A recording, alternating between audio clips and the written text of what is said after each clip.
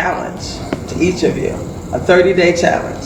I say it's all bigger than me. So that has been a shift from kind of the first to center for me, and that's been a powerful shift. And now it's a lifestyle, not just practices. We can have joy every day, all day, despite your circumstances. Who wants that? Joy every day, all day, despite what's happening. You matter. I'm going to say that again and allow it to rest on your spirit. You matter. And what it means for you to take care of yourself and put yourself first, body, mind, spirit, is understanding that your self-care is not selfish. It's actually your superpower. Self-care and taking care of you means getting in an alignment with who you're meant to be.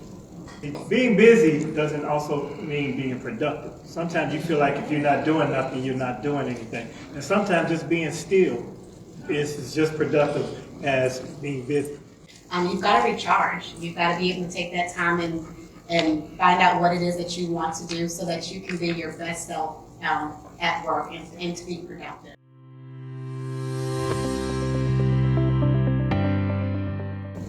The first thing that I say, and I'm speaking as a therapist who does deep emotional work with people, is you have to feel to heal.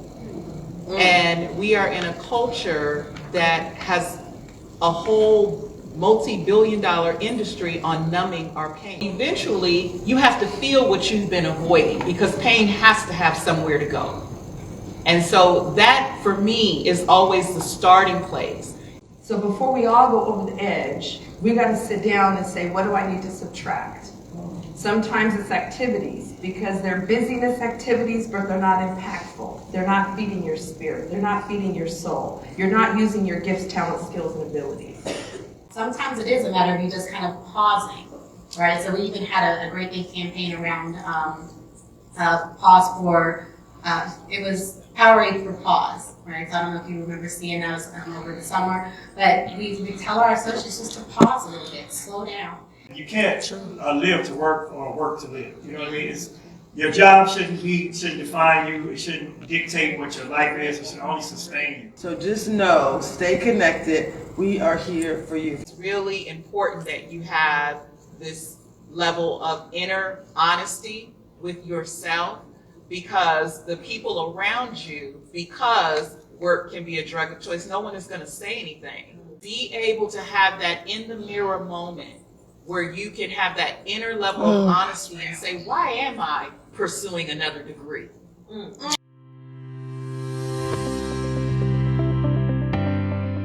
You've got to choose to be happy. And it's hard. I'm not saying that it's easy because I already said I'm a work in progress. Some days I get it and I'm like, you know what? I get to choose my attitude.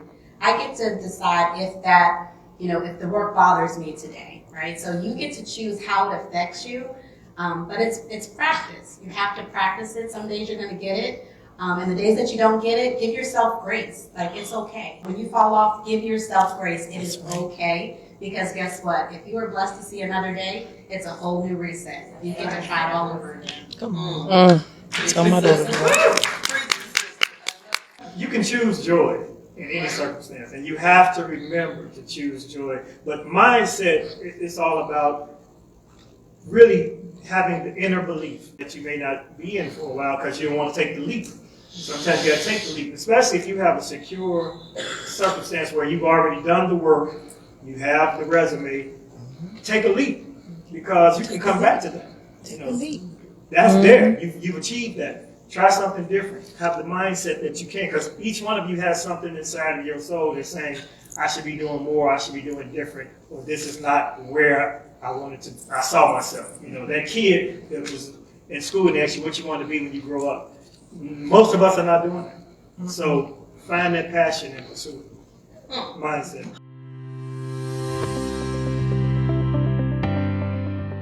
It should be your safe space. And it's the place where transformation happens. It's the place where you get to see yourself and you get to see possibility because there's power in proximity. And so you rehearse your future, you rehearse your truth, and then you put yourself in those environments where that is supported and grown. You should definitely be in community, and you shouldn't always be in competition. I think it's more fulfilling when you help others achieve, when you bring others along, especially if you made it to certain levels in your career or whatever your life stance is. I'm just surprised you said you're from the hood and you're from Seattle. I didn't know those two things happened.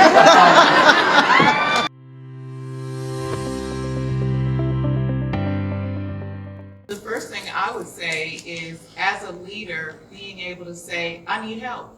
To kind of take yourself out of ego and out of your, I got it together, I got this, I can fix this, self-help, and say, I need help. Surrender to someone else's expertise. And to come out of the space of, I know it. I know how to do this. I do this. When you really need somebody to do you.